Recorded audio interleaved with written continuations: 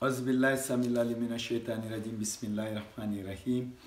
Bismillahi iɗen fuɗɗorde wajondirgol inde Allah al-adil fi jabarutihi, nunɗuɗo e nder ko tawata ko kanko woni ko ɓuri fof doole kon himo nunɗi. alate to lala mola Allahu toñata banu adama. Au nom d'Allah qui est juste dans sa suprématie. La yantagimu illa ba'di rafdi nuzurihi wa iba'i intihaji mahajjatil huda. Allah lettata goɗɗo sina tuma on tigi bugiti wajuji Allah ɗin o sali jokkugol lawol pewal ngal. Wotuma de ko on tuma o yottoto on tigi. Il ne se venge qu'après le rejet de ses avertissements, le refus d'emprunter le chemin de la droiture. Wolelede, akhi fil islam, ko ayo musidɗo mi hawti dina, lata ishmu raw bisan munzaran abil qabul. Mi jeejima wata wuru hara hiɗaɗani e nder ko yahata kon waajeɗa saloɗa jaɓugol waaju on. Duniya dimoma nene andutu aduna ɗayna tagaɗo ikana son wata jaɓu aduna ɗayne a hurum aduna on no raɓɓiɗi. Life is short, duniya hurum, la vie est courte, aman janfante aduna on ko raɓɓiɗuɗo ko janfotoɗo goɗɗo goo. Minni ya watta yila yi'a sukaɓe labanoɓe jiwɓe fotunoɓe waɗuɓe ɓorɗi fo ka daɗe mum hande ɓe ƴetti tuggorɗi fi aduna on gasata o janfoto.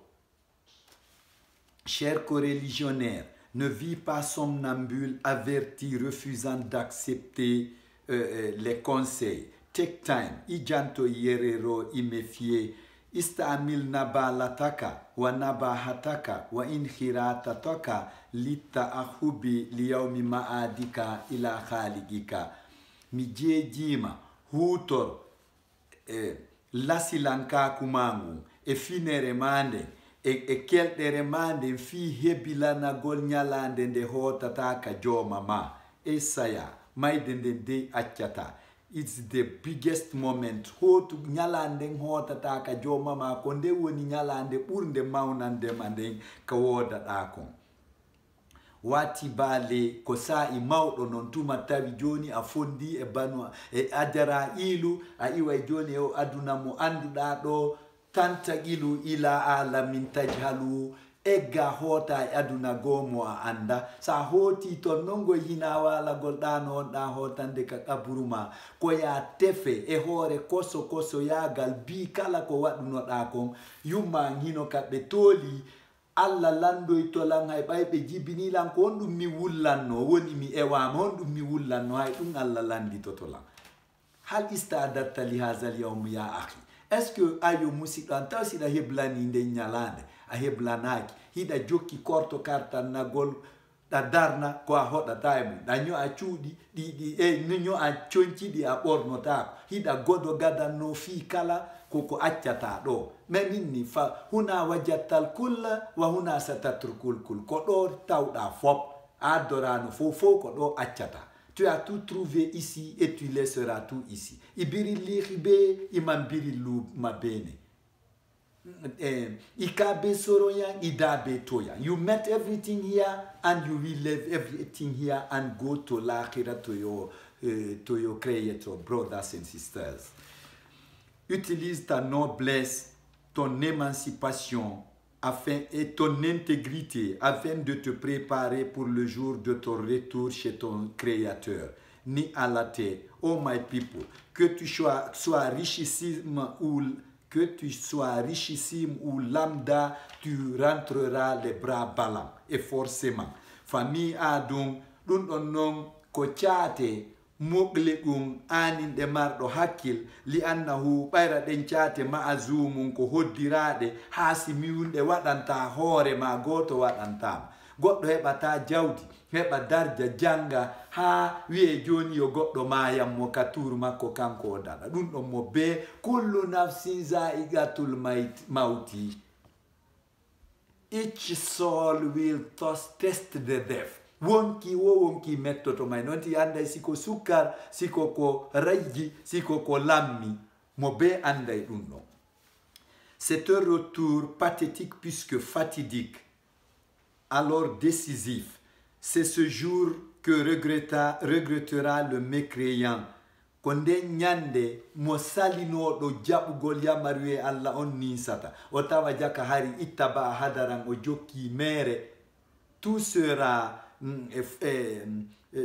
tout sera échoir. Fo tawa ko fus o jokkuno o yitata fus ko ɗon o ninsata. Allah dando en ɗen ninse no wigol amina gaynata ko si en jokkani hoore men ko tandata en ninse ɗen kon. Accen jatagol aduna o gaño men. A jatoto aduna tun ɓosamo tun o tufe ka beccema. A yiɗay mo tun o añi. Kanko ko seytane imminimo, kanko ni ambassadeur jo on ka wonki men yo jiiɓito en. Ndeysan wala tansayanna anna almi'ada mutatabi'un bihasabin ada. Sa mayi non kadi wata yejjitude wonden ngol hotugol maka lakara no jokkodiri e ñawore ɓurde wonde koso woyka. Et n'oublie surtout pas que le retour est suivi d'un audit méticuleux. Let's take our precautions before it be late, brothers and sisters. Yetten pehemen en fo ndalliten sheytane fil maydani alaren fi wata kanko o ndallitu en o wona sabunate yite. Yetten pehemen den fop ado lawade. It's now or never. Ko joni no watta ɗum ma tulti ni si sente abada. C'est tout de suite ou jamais. Yakos khanamara kude hara lutti sare wal Allah fondo kanal mauta la tantinu ya akhi may de sonata sakko wi'a ko ya hebilo no gasa kam mi wada Monsieur Bakar gaynata wadan gollam o émission ɗo si hara si kodduri Allah on lan hewti anta ko yo mimay Allah dali kullu shay'in fa bi qadarin khalaqnahu kumen tagiri ko woni wo ko honde dose eɓɓere si fofango angon oxygène mo mi waɗana on lanni ko ɗo mi mayata cinte ndiyan ɗe o hoddiri yo mi yarɗen falanɗe ɗe mi yahata ɗen so hoddiri tun lanni si tawi le kadi o hoddirayo mi maayi kono palanɗe an ɗen kan lanni Allah dan mi paralysa mi waalo miɗo foofi kono komi jindayno ko lanni ayi kullu shay'in bi qadarin khalaqna. Allah dali j'ai créé toute chose en la dosant mi no eɓɓi ko woni wo ko woni. Donc maynon en andande aranteɗen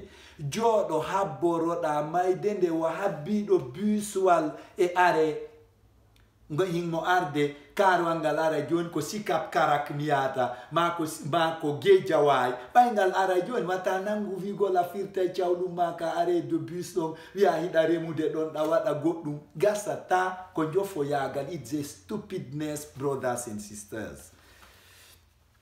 Ça sera fahadi sumbita la umi mayde nden e ñawore nden ɗum ɗon hikkodiray.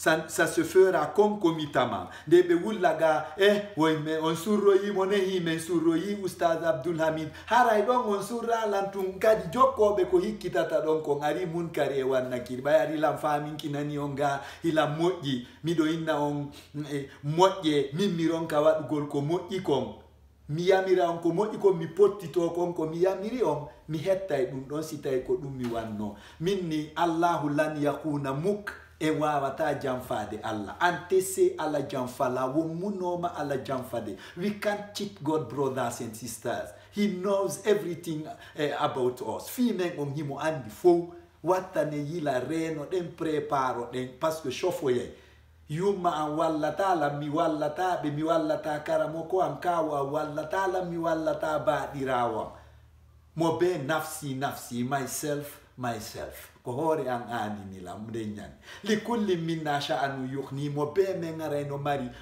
problème wi yonaygi mo khataru mukhnihi problème wi yonaygi mo ngi newnantamo anugol fi goɗɗo go tu vois wo la yasalu hamimum hamima yubasaruna yande dargal giɗo landota ko fi giɗo mum fiyoɓe yidu woy kon toni modi paate a landota ko fi paate sununu landota ko fima mo be hino mapodi e hoore ɓayno yi jahannama e ngenɗa no huli wata taw ko ɗo yahata ɗum noon kadi nden ñande wigol kuylitay ala si tawi ko ɗum waɗnoɗa meritunoɗa ko ɗum waɗanɗa if you deserve the fire you will go in it si tawi ko merituɗa ko handuɗa ko yaadugol ka yiite ko ɗo yahata o ma rabbuka bizallami lil abid bos joma on toñata jiyaɓe ɓe par ce que min ni o lettata goɗɗo go ha o waajo on tigi salo awa so inni e yen accu en jaɓali sa yantagi muminna o yottoyto en fida u gaynata ɗum fus gaynata ɗum ɗon hay fus sa waɗi fida o jaɓama andu hari a waɗanino fida u waɗanama ma on fida o jaɓama hari a waɗanino hoorema fida u ado a mayde ɓenni la dara lil mar'i yaskunuha ba'dal mawti illa allati kana ba'dal qabla al mawti baniha banu adama ala suudu ka o hoɗa so maayi sina suudu ndu o darnuno ndun ado o mayde l'homme n'a de demeure qu'il habitera que celle qu'il avait construit avant sa mort. C'est comme ça. Ko ɗo golleten fof si tawoyen ɗum ɗon donc haray Allah ka bawgal makko e ka nunɗal makko o transféri fo ka MoneyGram makko ka Western Union makko ka Yop makko haray o naɓi ton fop tawoyen ton siko ko moƴƴi e yetti Allah siko ko boni kadi ko enen fawi hoore men parce que tun Allah okkori en ki hakkil onni wala gad karramna bani an woni mi wondiri laamu an ngum men teddini banu adama men ɓurnimo e ko men tagi kon fof ko ɗon landitete ɗen kadi piiji ɗi fof accanta en ɓay tun o hokkori en hakkil na en ciikuliw na en dontoniri na en baɓɓati o landitoto en ko huwuɗen kon fof wa nujza jaza an munasiban bi amalina ko ɗon kadi yoɓeteɗen golle yaaduɗe e joddi yaadude e golle men ɗen ɗum ɗon haala wo ala foro fara wo dow ala ko wawata ko jofingol tagge fo ngon ga a wawata jofinde Allah ɓenni innama nastakfi minan nasi la nastakfi minallah ko yimɓe ɓe wawiten suuɗade kono e wawata suuɗade Allah hay banu adama ɗo kadi ɓe inni wo you can fool all the people in one part of the time, but you can't fool all the people all the time. Hay ka tagge fo ɗo ko wawa min jofinde on fof ko nde wote répète kono mi wata jofinde on fof sayi on fof hay ono ngare on andina non fi patron jon man salu man sa mange kha mange le chef des chefs the king's king. Ok. Le jour du monolinguisme nden ñande haala soso ala maninka ala pular ala jakanke ala chinois ala ko monolinguisme ko haala wota wowlete nden ñande arabu ha yette diallo ɓe wona ala ɓuure laaɓude poste nden ñande. Après l'audit c'est le verdict et la résidence wa badal hisabi si ñawore nden kadi feƴƴi a maayi a surrama a ñawama wa badal hisabi si ñawore nden kadi feƴƴi falqada u ko joni ko taƴugol ñawore nden wannuzulul abadi e weerugol werde ka yaltata ɗon ko ɗum minni le jour du monolinguisme. Après l'audit c'est le verdict et la résidence éternelle fa imma wuluju jannati rafahatuha wa lazzatuha la tusafu ɗon ko imma on tiginata aljanna hara ɓuttu e mbelendi ko woni toon ko wawata sifade hay Allah ko daali wa iza ra'ayta sa yi samma ka aljanna to ra'ayta yi ay na'iman nema mulkan e laamu kabira mawngo ɗuɗɗinano wa iza ra'ayta samma ra'ayta na'ima wa mulkan kabira ay kono wigol allahumma amin yo Allah sukkumo ko ram yo malaikatul rahmani jaɓɓomo so waɗino ga ko malaikatul azabi jaɓɓortamo ko ɗum jaɓɓotomo. C'est ça. Allah daali laysa bi amaniku wala amani ahlil kitab wona ko yelotoɗo gono julɓe ɓen ko nadata goɗɗo aljanna yo Allah sukkumo ko rawni sukkitamo ko rawni yo Allah yo malaikatu rahmani jaɓɓomo wona kadi ko portoɓe yeloto kon kadi wigol que la terre de son pays qu'il a servi avec abnégation lui soit légère confortable Allah no daali ay laysa bi amaniku wala amani ahlil kitab wona ko no julɓe yeloto ko natta goɗɗo aljanna wona ko portoɓe yeloto ko natata goɗɗo aljanna. Inna allaha allah la yanzuru ila ajsamikum o darata ɓalli mon ɗin wala ila amwalikum o hajaka e jawle mon. Innama yanzuru ko darata ila niyatikum ko anniyeji mon ɗin wa amalikum e golleji mon ɗin. Abdoulhamid Sy maayi joni onon musidalngal on jokkayna jawdi andi jokkalan ha ka berɗe komi natidata ka qaburu amali ko golle ande ahali wa maali yarji ani yimɓe amɓen e jawdi andi ɓenɗon ɗiɗo yiltoto wa ali jul lahada wa ali jul ramsa ma amali komi natidata mi ateri sirta min e wali sije anden ko golle anden to mo be e men yo watta yila anda ko waɗi wodo ko hoore mum waɗani. C'est soit logé dans le paradis dont le confort et délices sont incommensurables. Ala anso woma alaha aljanna fi woma anya la kalia hittinane non natugol aljanna parce que ko enen tun nadata hoore men aljanna ko enen tun nadata hoore men yite awa ko sa maayi a ñaawete sa ñaawama ñaawore nden taƴama ko imma naata aljanna mo ɓuttu mum e belendi mum sifotako aw hubutu ma naatugol atterrisa ka avion wal finnaari ka yiite allati hayri manshudin ngey yiite noon hina yelange tujaha annahu fa fiha yaklu ɗum e wondele yiite nge yelaka hoɗugol kono ko ton le o hoɗata ɗon o hoɗata ɗum e wonde ko ton o hoɗatare o yelaki hoɗugol ton kono feere wo ala ɓenna moba menke a yessarala wolle la mo be ko golli kon ko ɗum ɗon o yoɓete. Un jour nous disparaîtrons et nos œuvres demeureront. Ñande go e mutay hara hay andunoɓe en tagama ala ko golle men ɗen luttata ɓenni soboye tolintoye to tewu ñola inde lutta. Ok.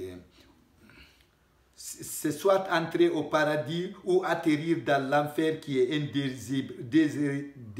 indésirable malgré que c'est